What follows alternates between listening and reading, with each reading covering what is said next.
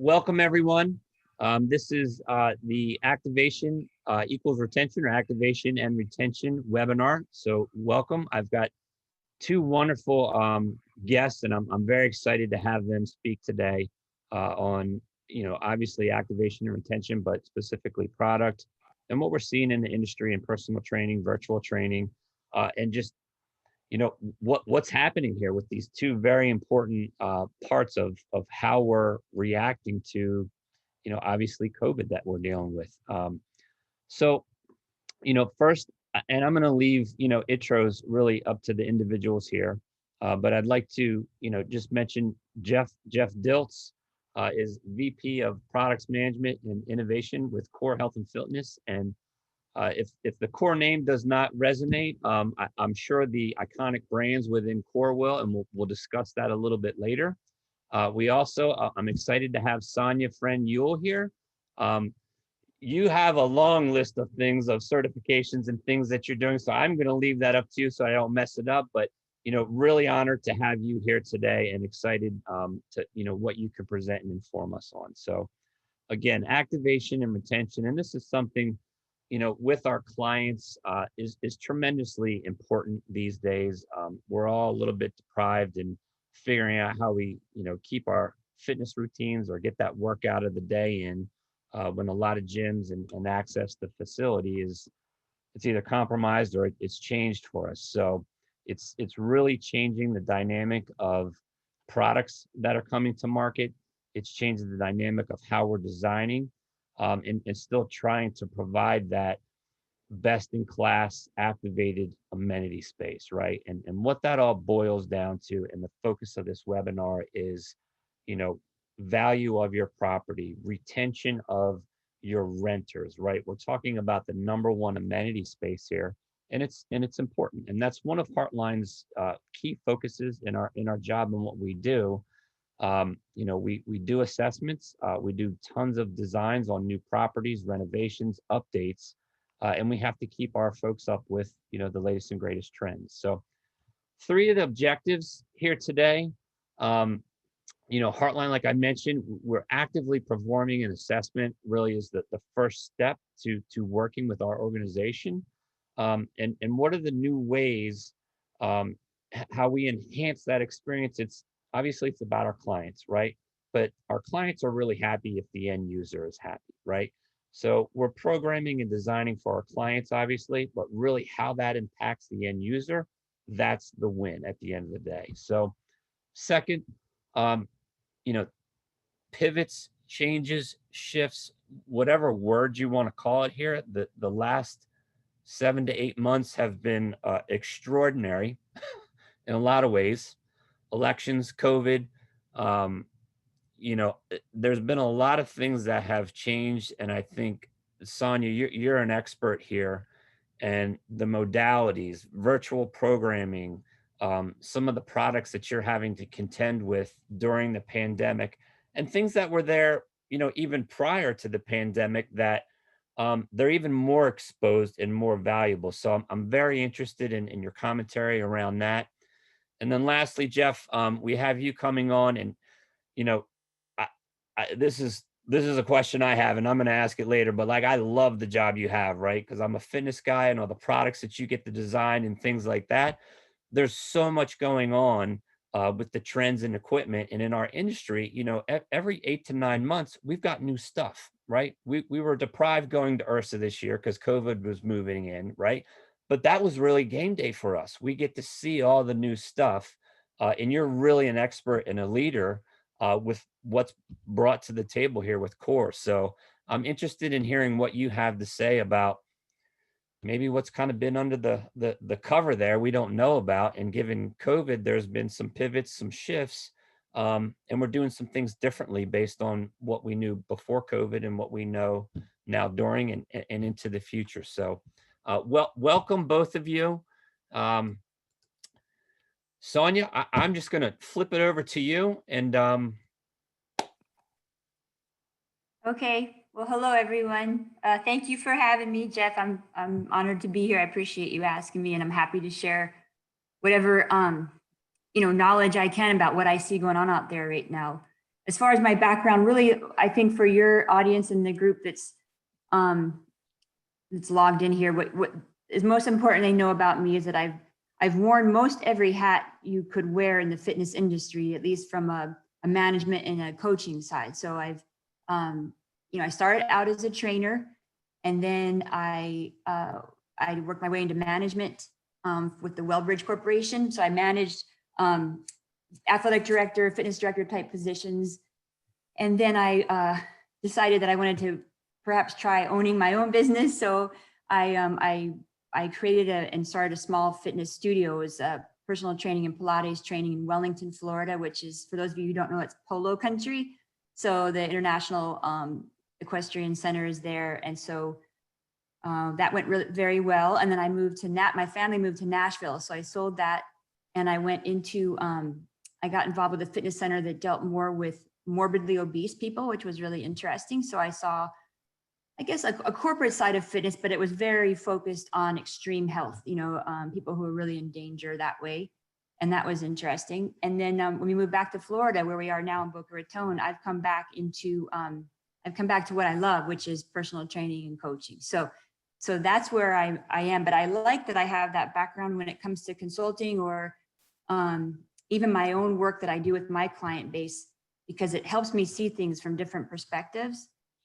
As far as what I've seen, since COVID, I mean, we could have had a conversation about 2020 trends in January, and it would have been much different than what I'm seeing now. A few things are the same, but there's a lot different. So as a trainer who's on the ground, so to speak, right now, so I train in parks right now. I coach one-on-one, I coach small group. I have a large group. I just coached this morning, about 15 people at the track. So I'm outdoors, I'm indoors. When I'm indoors right now, it's typically in someone's condo, their condo gym, or their home, their private home. So in Florida, we are open still. We open back up the gyms. Most of the gyms, you have to go in with a mask. And if you're moving around, you have to, meaning like between area to area, you have to wear a mask. But once you're in a certain area, you can take the mask off. They do take your temperature when you walk in. That's the situation for the most part here in Florida. So we have a lot of options as trainers here because everything for the most part opened back up. What I'm finding is, however, is that, and I'll speak to one of the trends I'm seeing that I think would have grown anyway, is that senior population or the active aging group. So they are the largest group, of course, that we see down here in Florida. And they are very active, and they are not happy to just be put on a machine or asked to do calisthenics. They want to get in on what the trends are. They want to be strong. They want to prolong their life and their quality of life. So I think in an amenity space, for those of you that have, that are focused on the gym space or larger facility or even a smaller boutique, making sure that whatever amenities you have in place will appeal to and be of use to that senior population. When I say senior population, I'm talking 60 or 65 and over that have led an active lifestyle for many years now. Like most of my clients have been working out for 20 to 30 years that are in their 70s.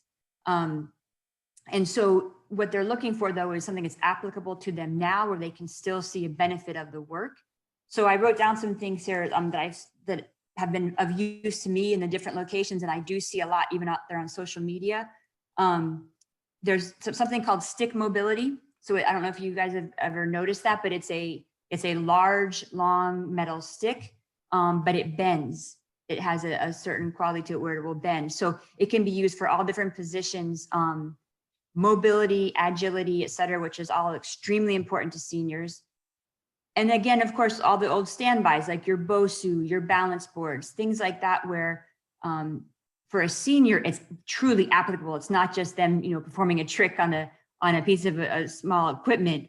They actually can use that in how they walk, how they balance, how they get up from a chair, et cetera. So things like that, don't forget that particular group, because they're growing and they're not going away, even though some of them, may have been daunted a bit by COVID. With me now, like half of that group is still training online virtually, but I still need those tools even online. Either I need to advise them to purchase them for themselves, or I need to have them so I can demonstrate. The other thing, of course, we've all seen is the tech. I mean, tech's not going away. And I think especially in this environment now, it's even more important because it's how we can track things without having to be so physically close, you know, perhaps to the client. We can also track them, you know, from day to day using an app where they have the wearable, we have access to the app. I do that now with an app called Trainer Eyes, which will link directly to someone's Garmin or their Fitbit. And that allows me to, in live time, go in and see what they've just done in the workout and make a comment or perhaps suggest something different. And I can track how they're doing. You know, this is a great option even for your trainers in-house because it adds so much value to what they're doing. COVID or not, you know, trainers, our biggest challenge is what the client's doing the other 4 or 5 days out of the week, right? That they're not with us. So I find that the wearables combined with one of these apps, these fitness tracking apps, as a trainer, it's a really good way, especially in COVID, when you need that relationship to be strong, stronger than ever at this point, to keep the retention. It's a great way for the trainers to add value to what they're doing and to keep in contact with that client and make sure they keep coming back one more time, whether it's a virtual session you're running through the facility or a one-on-one session in the facility itself. So I think trackables and those training apps that can, you know, link with them are really important. And it is a trend. I see a lot of trainers using those. Of course, you know, the clients are going to be aware of now, especially more than ever, as they're coming back into your facility, they are aware of things like Mirror, the Peloton, the ability to take a class or take instruction virtually.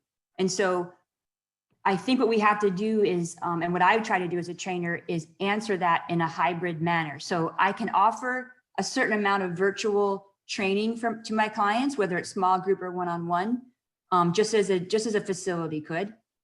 But I also can maintain that personalized and one-on-one in-person physical approach as well, given as long as you have the COVID safety precautions in place. So for example, you know, you have somebody who might come in that maybe would used to take three classes a week and 2 private training sessions a week. Maybe now they're more comfortable taking those the classes at home via virtual system you set up through the club, which is I've also seen a lot of in clubs now. But they're still keeping the connection to the facility and the revenue is still coming in from that client because they're still training one-on-one with that trainer. And if they were being really cautious, you know, it's even something where they're checking in once a week with the trainer for a session. And then those 2 other sessions they can do virtually with the trainer. And this all still can be run through the facility with your trainers in-house. You know, there's things that have to be considered there, like you have to make sure your trainer feels valued and that they're being paid accordingly. And that they feel like they're part of the solution here and they're part of the team with that. Because if it's something where it's just mandated and handed down and they realize they're the real connection to that client, it might not be as a positive effect for everyone. But if you can keep that trainer feeling valued, that they're part of the solution, they're being paid appropriately for the work they're doing, and then create a hybrid situation. So maybe you're reaching out to some clients who weren't quite ready to come back, but they would consider a hybrid situation. And then later, as they get a little braver and they feel safer, they can make the full transition back into the gym. And you haven't lost that connection because you have those relationships in place that have been nurtured during that time. The other thing I've noticed, and of course, I mean, this is going to sound obvious, but I'm just trying to let you guys know what I see. It's obviously easier here in Florida, okay, because of the weather, except in the summer, it's awfully hot, but but outdoor fitness areas. So I can think of there's a small club just down the road from me. It's called Gravity and Oxygen Fitness. And they were primarily functional training type, you know, Orange Theory, but not like more strength training focused. Ran a lot of classes, had really grown, doing a great job. After COVID hit, they had a slump for about 6 weeks. And then the owner, they had like this grass strip, maybe, you know, I don't even know how to measure the size of it, but it was enough where if you picture 3 hallways, you know, lined up, that's about the width of it, but it was very long. And he was able to he was able to secure permission from the landlord to basically upgrade that space for the landlord, put in turf at his own expense. And now they have that outside space, and he just did a simple like metal poles and then one of the canvas tops or roofs over top. But because of our climate here, he's been able to utilize that every day. Because one thing we found is people are much more comfortable, just like with restaurants, they're much more comfortable working out outside. They'll come inside, but they feel a lot better about outside right now. So I see that popping up everywhere down here. They're finding a way to create these outdoor spaces that at least have a cover, whether it's for heat or rain. So that's another thing that I see happening. And then of course, then you have to outfit that space with the equipment that either you're going to be able to leave outside or it's easy to bring in and out. But it's functional stuff. So it's pretty easy to do. You can wheel rowers out. You can wheel bikes out. You can take medicine balls and bands out and stuff and bring them back in. So that's the other trend I see a lot in. And then the youth, the connection to the youth hasn't gone away. Listen, they need us more than ever because a lot of these kids still are not in school full time. They already weren't getting enough PE, in my opinion, and now they're getting even less. And they are sitting home on their butts on the computer all day because they have to, doing online school. So what I've also seen a trend in is whether it's in a facility or a facility's running it, outside and it has an outdoor area, or sponsoring it at one of the local city parks, is youth fitness programs. And nothing fancy, like these aren't necessarily sports performance programs. Those will always be around. Those will always be popular. I'm talking about just get back to basics, physical education. Let's get the kids moving and having fun, 30, 45-minute classes at most, and keeping them social distance. I've seen several of those going on as well. We actually did one on virtually for a bit there when everything was shut down. We did it once a week and it was free. It was complimentary just to kind of give back. It was called Fit Play. And, it's just basic PE stuff, but the kids loved it. The parents were very grateful. So that's another trend that I see. Awesome. Jeff, let's flip over to you. We are doing Q&A at the end, but Sonia, thank you. Very, very informative on trends and how spaces are staying activated inside and out. And yeah, it's 40 degrees, I think, here in Maryland. You don't have to tell us what it is in Florida, but it's a little different up here in the north. And Jeff, I know you're in California too, so we won't ask you what it's like outside. Yeah, similar situation in California. The facilities they've really relied through the summer on outside space, and now that believe it or not, even in California, it can get a little chilly. They're wrestling between how much they leave outside and how much they bring inside. Same process we went through. We did open back up. 10% was allowed indoors. Everyone kept the outdoor facility, but they moved some product back in. As of this week, we are back in the purple. And if you know the colors, purple is the worst color you can be. So we're closing back down. So a lot of things have happened. I think, as Jeff asked me to join this call, it was really interesting. He and I had a great discussion about what's changed in the last few years, but really what's changed with amenity space in the last 20 years. As I look back at what I've done in the industry, I've been in the industry almost 40 years now, and during that time I've always had to travel. I've always had to work within the hospitality realms, and I've always had opportunities to see what was going on with what we would call kind of traditional amenity spaces, whether they be multi-housing, corporate, hospitality, whatever. And I think the biggest thing you're seeing right now, and I think even pre-COVID, the biggest things that have changed is when I go back and I think of 20 years ago, an amenity space didn't even necessarily have fitness in it, right? It was, hey, I'm gonna promote the value of this property based on having a multi-purpose room, a community barbecue pit, and a pool. And that was a big deal. Now, or then fast forward a few years, then it was, okay, we have to start to address fitness. At that point, I think amenity was still whatever space was left over, right? In hospitality, the classic small hotel gym was just a room, a guest room that somehow got converted into a space. And my uncle Louie, who owns a consumer fitness business, threw me some used product and I threw it in there. But again, as a consumer, um, back then you were looking to check the box. You were like, I can stay in two places, but I got to get some type of a workout in. And I think, unfortunately, amenity, even up until a decade ago, was good enough, right? Like, I didn't have a treadmill I could run on, but I could walk on this treadmill at 12 degrees and maybe get my heart rate where I need to get. Um, the weight stack wasn't quite heavy enough, but maybe I could do it for more reps, or I could do it one side at a time. So there was very much an era in amenity space where I think it was check the box, make sure you have it on the brochure, make sure when the client comes in and they're looking at the space that fitness center is listed, and maybe hope that not everyone actually goes and tries to find it.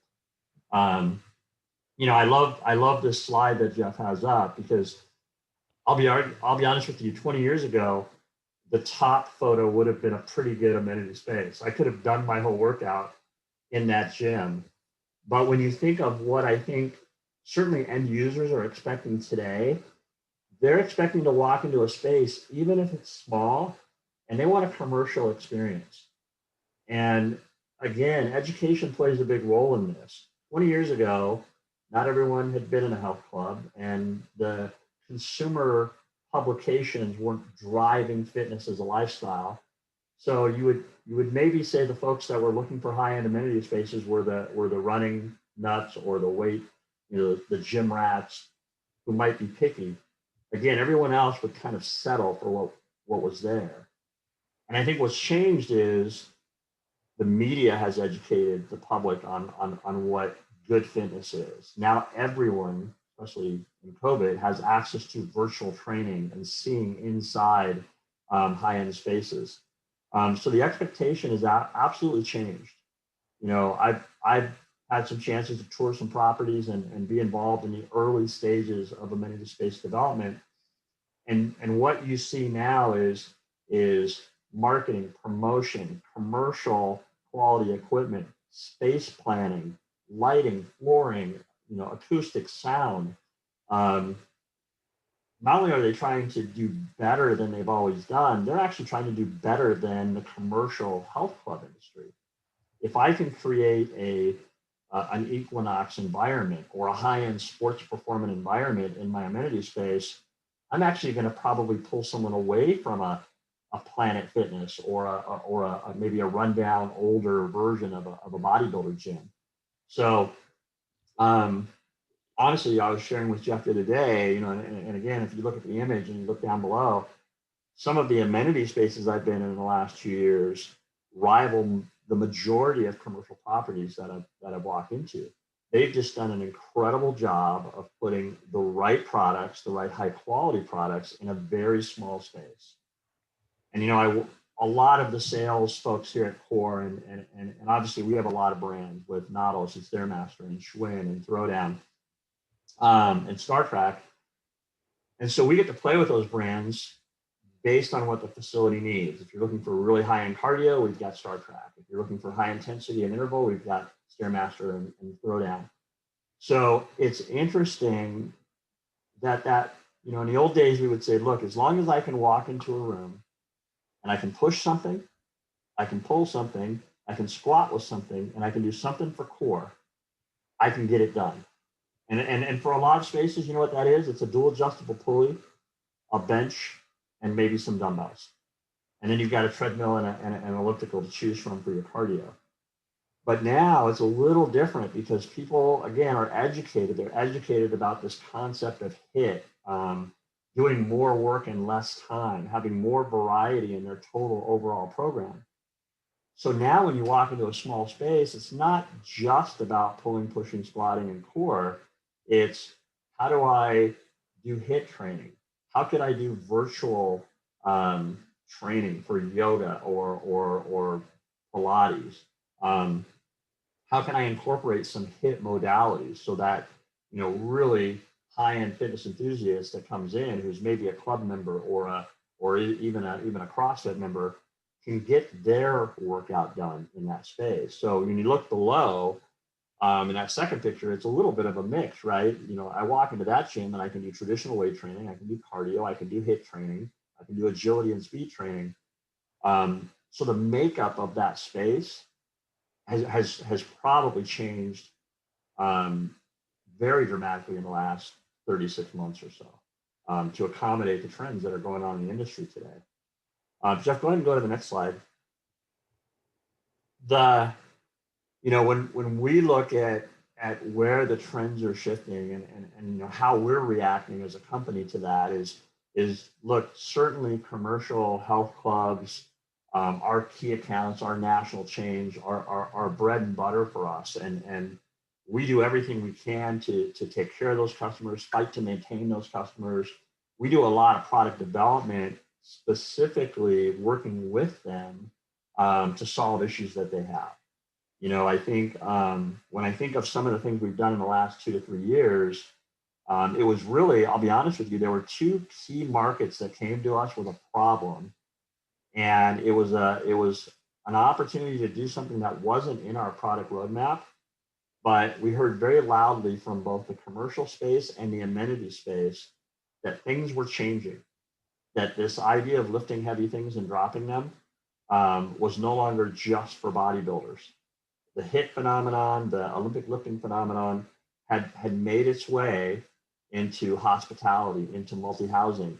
And suddenly there was a noise issue. Imagine someone doing chest high drops with 200 pounds, and that amenity space happens to be next to a $1.5 million condo. So very suddenly we had to pivot and say, oh my gosh, how can we react to this trend and build a tool that works better for our customers? So how do we reduce noise by 50%? How do we reduce vibration by 50%? And often went to the engineering and chemistry lab to try to solve this problem.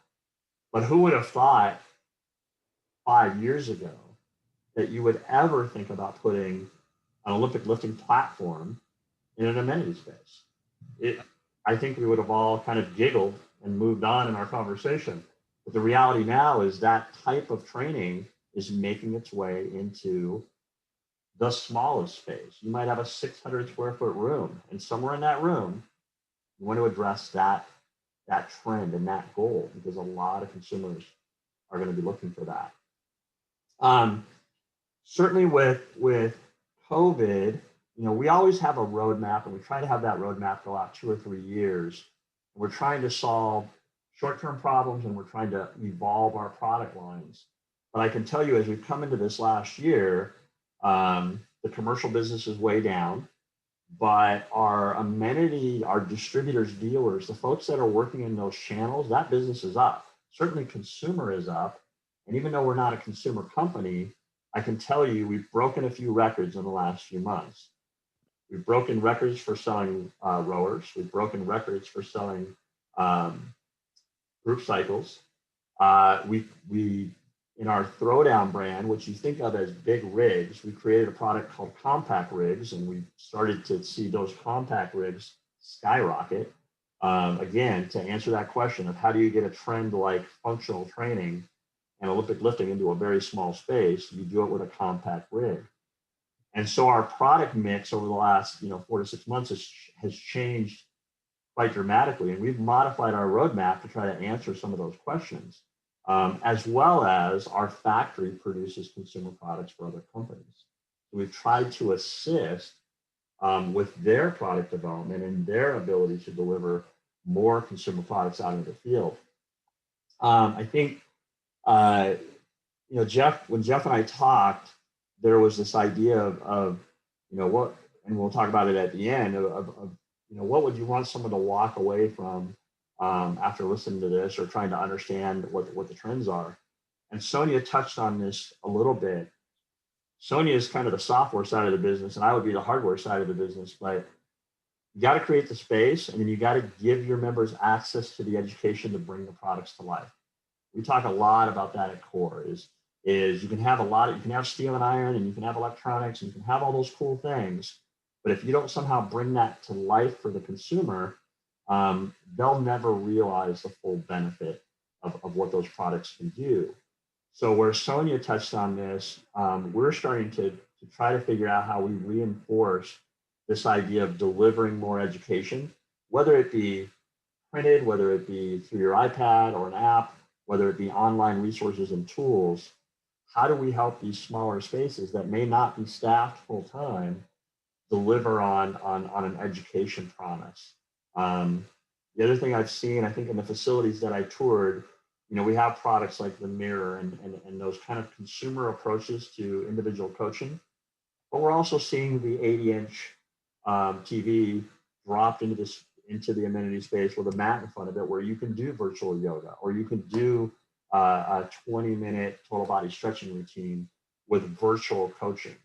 So I think if you're thinking about how you have to react in the next 12 to 24 months, it's going to be around high quality equipment, a commercial club experience in your space, and then how do you supplement that with what everybody's hungry for right now, which is that content.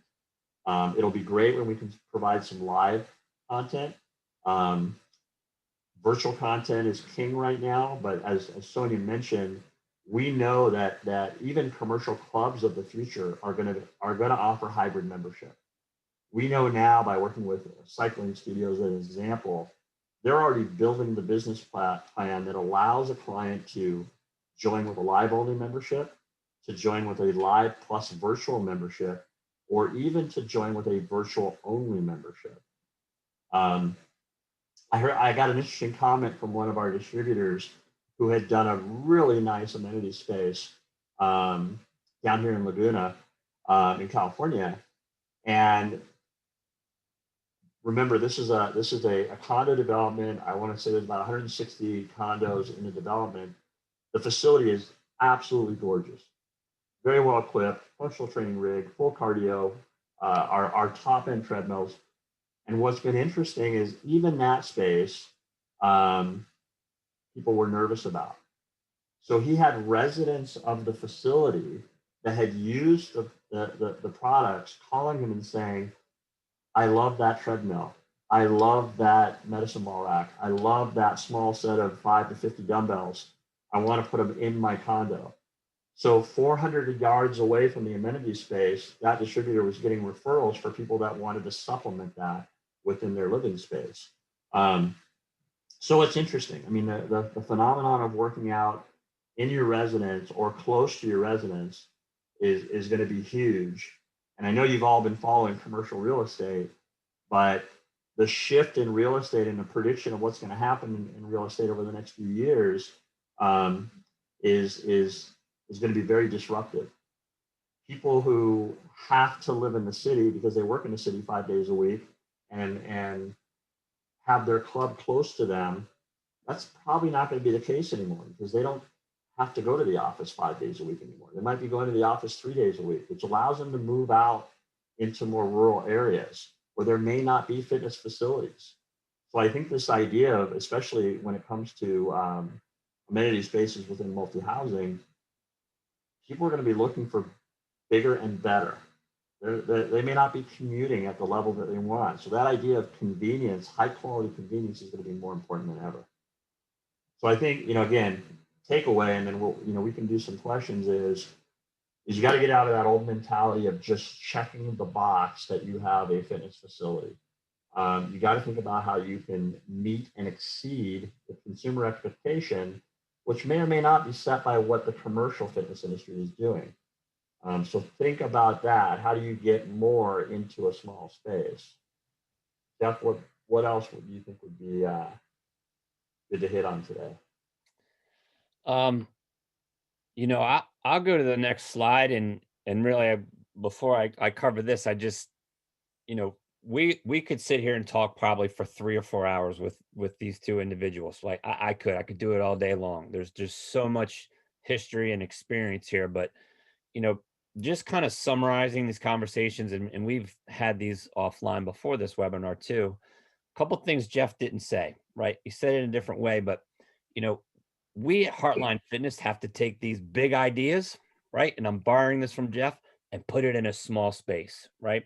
And just having 2 treadmills, and even before ellipticals, 2 treadmills, 2 bikes, and some free weights, like that day is so far gone from, what's reality today. um, these spaces can't just be good. They can't just be great. They have to be exceptional. And I've been saying that the last couple months, going into COVID.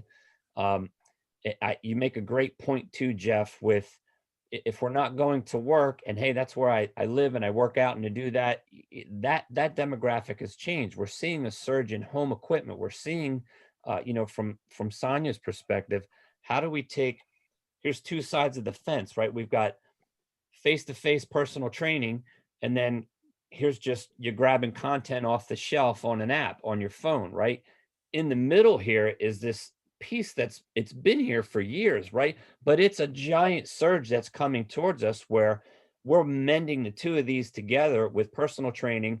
Virtual, content becomes programming, right? And we start to hit more people, not just 15-16% of the population, but we've increased the accessibility.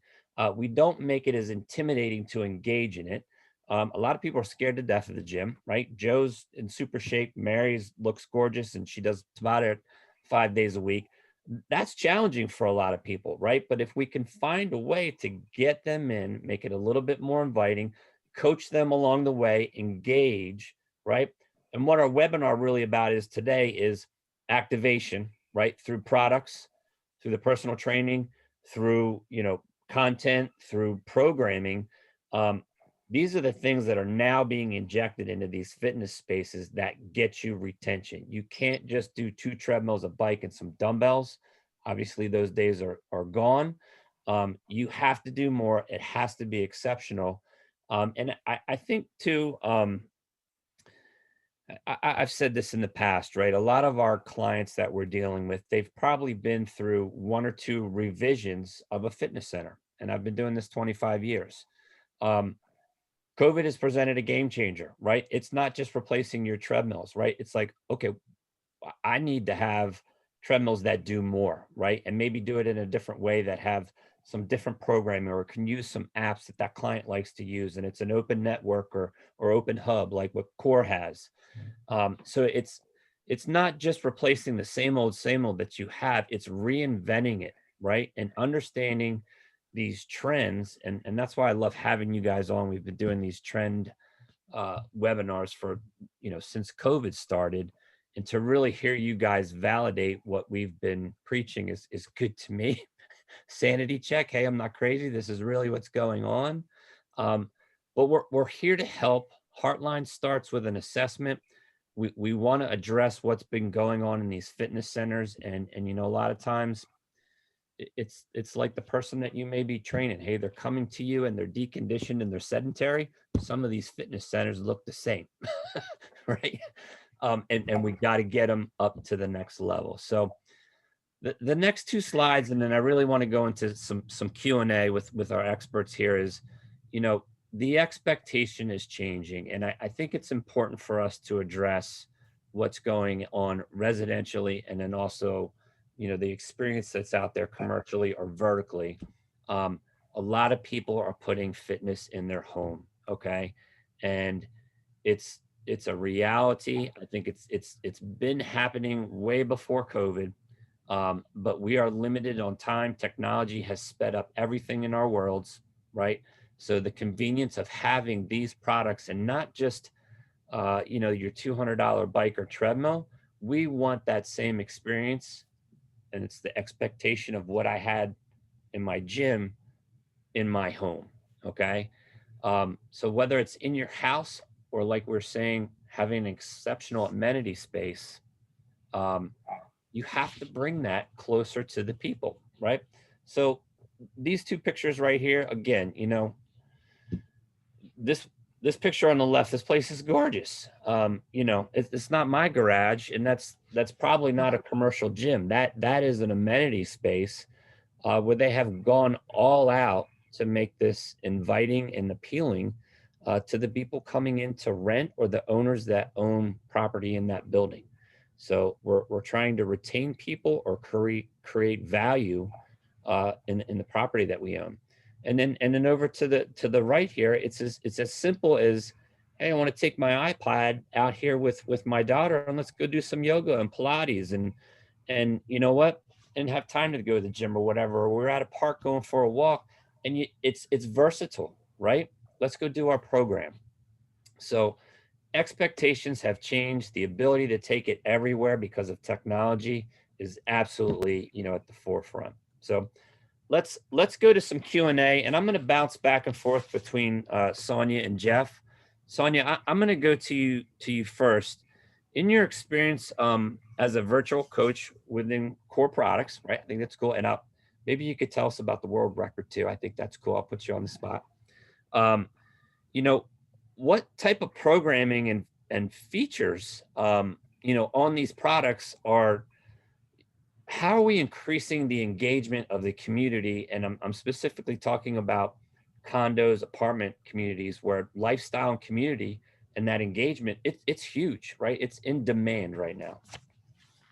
I think anytime that you can place pieces in these amenity spaces that are more intuitive, you're automatically going to improve and increase that that feeling of like, oh, I need to come back tomorrow or the next day. This connects me to something. This connects me to my goal. This connects me to the facility here within the amenity space. So examples of that within Core would be something as simple as our human sport line. Okay, it's a 6-piece line that can fit in, I think, Jeff, is it as small as 300 square feet, right? Depending on how it's placed. So very small space. It's meant for that, but it's got 7 feet of cable travel and can do, each machine is limitless in the number of exercises it can do because it's dual pulley. It has a high and a low pulley on each machine. It's very intuitive. So something like that can really draw somebody in and keep them, they will feel their improvement, as they progress. And the other thing is we have programming that goes with that. So, we can provide, we have workout videos that go along with it. We have posters, et cetera, that show the different exercises and how you progress from base to core to, I just lost my train of thought. Help me out, Jeff. Dynamic training. There we go. Thank you. Base, core, and dynamic. So that's one thing. First, from the strength side, that's a big plus for me, is having something that creates that intuitive concept there. The other thing, is that, of course, on the consoles are so important. So when you think about, you mentioned Open Hub for us, which we are very proud of, and there was a long time of work coming. But basically, Open Hub can connect with any app, for the most part, you can think of, tracking device, et cetera. So that workout, as you mentioned, can go with you. But you also, for me, the whole thing with coaching and training, and I think human nature in general, is, what creates the drive to want to come back and to want to keep using this space, and it makes this space better or different than the other one, is it allows me to see if I can do better today than I did yesterday. It's something that's very simple, but it drives us. So when you have a console that it can allow you to use tools, whether it's on the console itself, which we have all kinds of options of mini tests and different kinds of workouts you can challenge yourself with and save the result and then test yourself again 2 weeks down the line, whatever it may be. But also these other apps that you may already have been engaged with, whether it's Strava, Trainerize, I mentioned, other things. That's a whole new ballgame. That keeps somebody connected because it connects them to their goals, and that's motivating. Jeff had mentioned HIIT, and we have the StarTrack 20 program is on several of our cardio console machines, and that is actually I helped create the series of the workouts. And what it does is it basically, you select the max intensity and the focus of your workout, whether it's power, endurance, or speed. And from there, the algorithm creates the workout for you, and you never get the same workout twice, and it's all in 20 minutes. But you get to track that result. You can see how you improve on the intervals and so forth. So I think, again, it all goes back to you know, that intuitive piece of it. So somebody feels like they can really see their progress as they go, and they've got tools in front of them that help them keep track of that. Yeah, no, I love it. Intuitive, and this the stickiness of the data, whether it's gamifying it or challenging it, like that's the glue, right? That's what keeps you in. Um, thank you, Sonia. Um, Jeff, I'll say it again, right? I think you've got the coolest job ever, right? You get to make all the gadgets and stuff like that.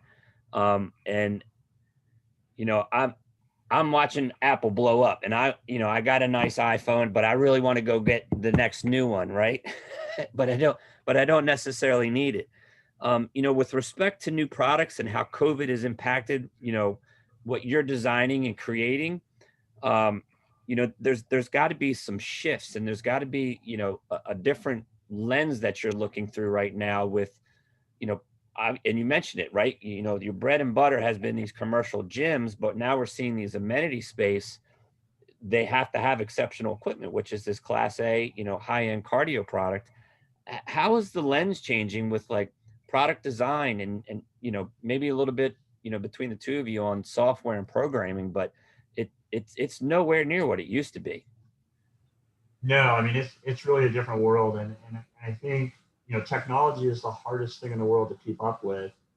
And I would challenge any fitness manufacturing company to be as good at technology as Apple or Google or any of the big tech companies. So I think, when you think about what has changed for us, now the good news is our message for the last several years, this concept of open hub, of we're pretty honest with our customers and saying we're not tech geniuses. However, we want to connect to tech geniuses. And I think more than ever, this space has become so crowded with COVID. So as we were looking at, wow, how are we going to answer that virtual content question? Probably not, the right answer probably isn't that we go and buy a production studio and start producing content all day long. Because even if we did that, we still wouldn't be as good as Apple or even companies like Les Mills. I had the opportunity to sit down with the owners of Les Mills one time, and I asked them what made them decide to be a fitness company that produced content. And he smiled at me and said, "We've never been a fitness company. We're a production company that produces fitness content." Yeah. Immediately shifted my mindset to be, wow, you really aren't a fitness company. You're a full-blown production company. And so our idea of Open Hub, as we look at virtual training, we're looking at all the partners that we can connect to through our displays, through standalone displays. One of the big discussions now is how do we do what we did on cardio with Open Hub, connecting to Apple Gym Kit, being Samsung compatible, being Ant Plus compatible, being DLE compatible. How do we do that on strength? Like, hey, we love Open Hub cardio. How do we get the rest of the gym connected? And I think everybody's wrestling with that right now. And there's different layers. You can do anything for enough money. And if you thought of something like maybe Technogym Wellness Solution, cool solution comes with a massive price tag. So we're looking at ways to roll out that Open Hub concept across all of our products. And again, it could be something that's displayed right on the product. It could be something we put in the product that connects to your app. Number one request on strength is count my reps, control my tempo, and remember what I did. So that next time I come in, I get those same motivators to do more weight at the right tempo and continually show forward progress. So we've got a lot of things that are, when we talk about R&D at Core, we have a lot of things in the R right now that are hopefully going to set us up to answer some of these questions going into 2021. In terms of actual kind of products and how we shifted that during COVID is, if you look, and Jeff, you'll probably smile and shake your head, Core and its brands, again, these kind of 5 big iconic brands have always been a little bit commercial centric. And that's been great for us. And we have some phenomenal key account commercial responsibilities. But what's happening in the world is amenity space is exploding right now. And so we've had to shift our thinking to continue to create high-end commercial products, but how do you bring those into the amenity space? And like any other channel, there's kind of good, better, best within amenity. And so we've built out our 4 Series line and making sure that we have the right product at the right price for the right space. But even in that light commercial range, what we learned is you have to have massive curb appeal. One of the things about amenity spaces is they're sold the way that clubs sell memberships. When someone walks into an amenity space, there has to be a wow factor. There has to be curb appeal. Some of the folks on this call are with Core, and they remember, we had a very specific design platform that we talk about when we design equipment. And what I'm seeing now is I'm seeing a lot of our partners adopt these same kind of words, and the words are distinctive. You got to be distinctive. When you walk up to a product or a facility, you got to be distinctive. When you get up to it, it's got to be approachable. There can't be anything that intimidates you or scares you. When you get on it, Sonia brought this up, it has to be intuitive. Most consumers will give your product or your facility 1 or 2 chances. If they fail a 3rd time or a 4th time, I promise you they won't get back on that product and they won't come back to your facility. It has to be motivational. Once I'm on it and I'm doing it, it has to want to keep me going, right? If it's a treadmill, it's got to deliver on a running experience. If it's a weight machine, it's got to pump up the muscle that's listed on the side of the weight stack tower. And then the last word is reward. I got to get credit. I want credit for what I did. And rewarding 10 years ago means something different today. Today, rewarding means how are you proving to your clients that they're getting results? And wearables is a great way to do that. But if you're not answering kind of those 5 things in not only your product design, but in your facility design, you're not going to achieve what Jeff talks about, which is really being exceptional. Awesome. Thank you, Jeff. I think there's one more note here, and I'll beat the Heartline drum for a second, but another thing that technology has brought to the forefront for us in these amenity spaces is being able to manage the assets, right, and connect into them. And one of the things that Heartline has that's available to our clients today is the customer portal, and it's an app that we've designed basically to improve communication, right? I'll call it a communication tool. It's more than that, but being able, when something goes wrong, right? You don't want to have to call somebody. You don't want to have to email them. They're out doing a job. You're waiting for them to follow up. Like, you want an immediate response. You want to know what's going on. You want to see the history. We can connect into this equipment given the technology that's out there. And I think it's huge, right? If you look at how service has served this industry in the past, there's been a lot of, hey, it's broke, let's fix it, right? And I call that the break fix mentality, right? And a lot of us have that during our warranty. You shouldn't do that. You still need to clean and calibrate and perform some maintenance. The next step up from that is preventative maintenance. And we have 2,400, preventive maintenance contracts in our organization up and down the East Coast, 40 service technicians out there. We want to prevent those breakdowns because this equipment is so critical to the engagement and the lifestyle and activation that we've been talking about. The next wave that I see coming here, which I think is important, where we connect in with the customer portal, is, we know what's going on with these machines before it happens, right? So becoming predictive is the next wave of the future, where it's not break fix.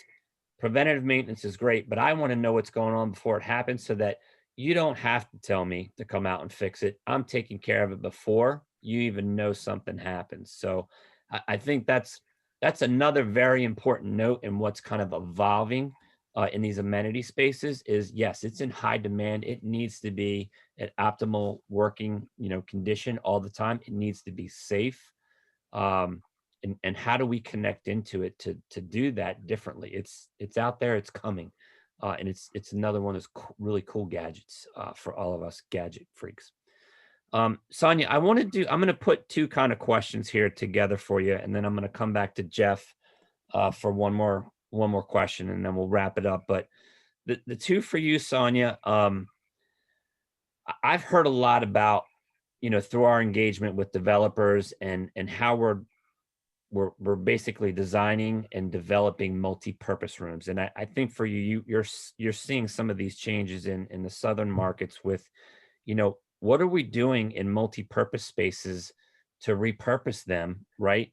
Maybe designing them and making them bigger, but it's not the little TV and a spinning room and a couple yoga mats anymore, right? That has changed. And I think, my last question here too is like, if you had to give one takeaway of, what we're trying to inform people in this webinar, what's the takeaway of the day? So when you say multi-purpose spaces, are you still talking about amenity properties here? Meaning like condos, large developments? Are you talking about commercial space? I think you can address both. I'm mostly focused on the, verticals with that space that could have been it's a spin room, it's a yoga room. You've got well beats in there, so from virtual type stuff. Yeah. Those are actually changing now. And I'll let you finish, but I know you're seeing some of the latest and greatest down there. Where I've seen the most progression there, the most progressive action as far as changing the equipment, changing the space. To me, I've seen it more so in the collegiate recreation market. So my daughter is a student at UF. So we toured several apartment facilities up there for her, and they had these amazing like amenity spaces. I mean, bowling out, the miniature bowling alleys, the whole thing. And then also just from my work here at FAU, I coach at FAU. And so the rec departments, I see doing a great job with that. This was even pre-COVID, they were already kind of on that. They had already jumped on that. And what we're seeing is, just as you mentioned, they all have rigs. So they all have the throwdown type rigs set up, different sizes, but they've all got it, and they've got the toys to go with it. So the med balls, the bands, the battle ropes, you name it, sandbags. And it was contained nicely. They maybe took this small aerobics room that nobody was really using anymore, put the rig in there. You can still go in there when nobody's, really utilizing it and do your own thing and stretch or whatever, but the rig is there and it does get activity. I also see those spaces, and this also I see, like, for example, we have a 5-star, beautiful facility just a mile and a half down the road from me called the Boca Resort. And ultra exclusive, hundreds of thousands of dollars put into that, just the fitness amenity space. They have their own trainers. And, what they've done is exactly what Jeff was saying with the cardio pieces. They went above and beyond the basic quote unquote hotel line. And they went to what you would see in an industrial setting, in a commercial gym setting.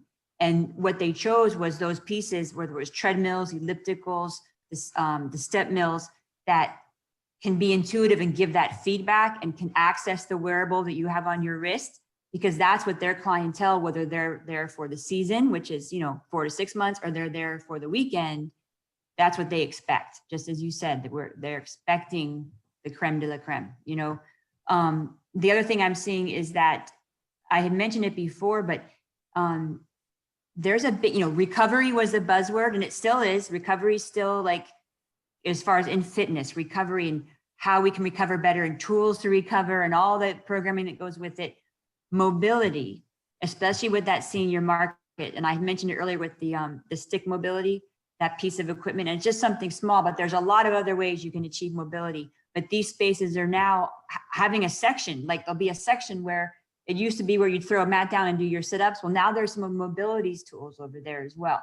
Whether it's the foam rollers, stretching ropes, the mobility sticks, and et cetera.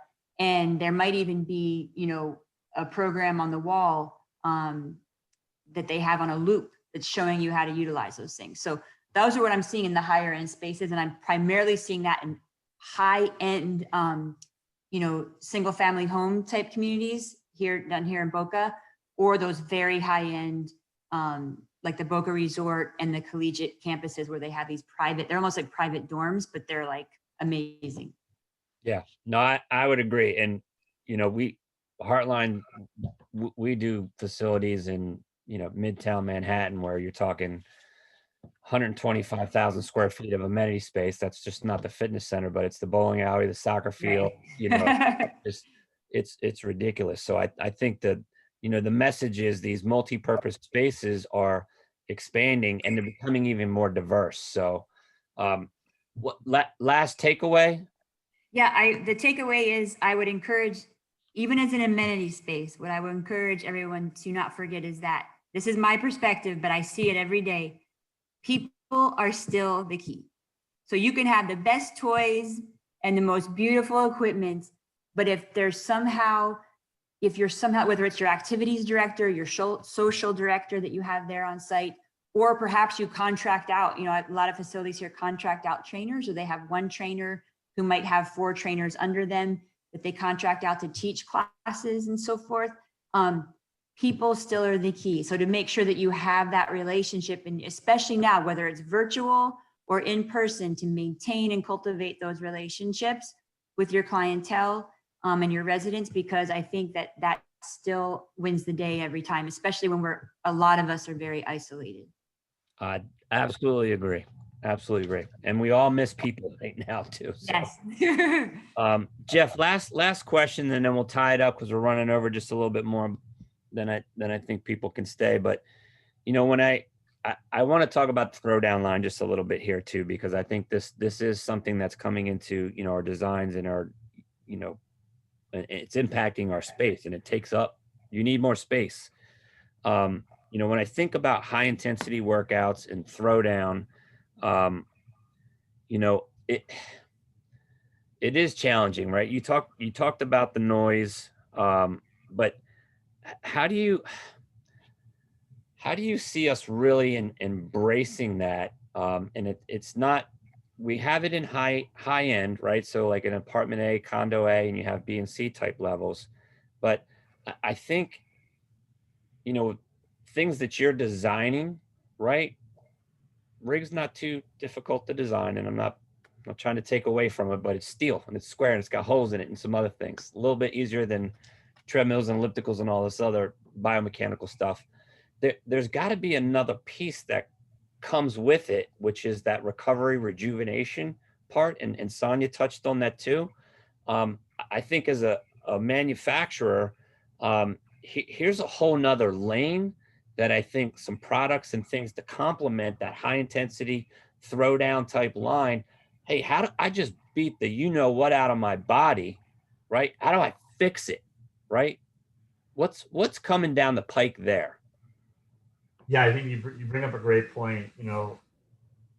Most consumers have read about or understand this concept of HIIT training or high intensity training, and the reason it's appealing is more work, less time, right? I'm getting more done in a shorter period of time. Well, the level of training of what I would have said a fitness enthusiast is 5 years ago has been elevated. People are working out harder now. And so, kind of incumbent on working out harder means you also have to be responsible about your rest and recovery. And so if we're going to look at this on the commercial side, I'll pick on one specific key account of ours. They had a dedicated space in all their commercial facilities that was used for tanning.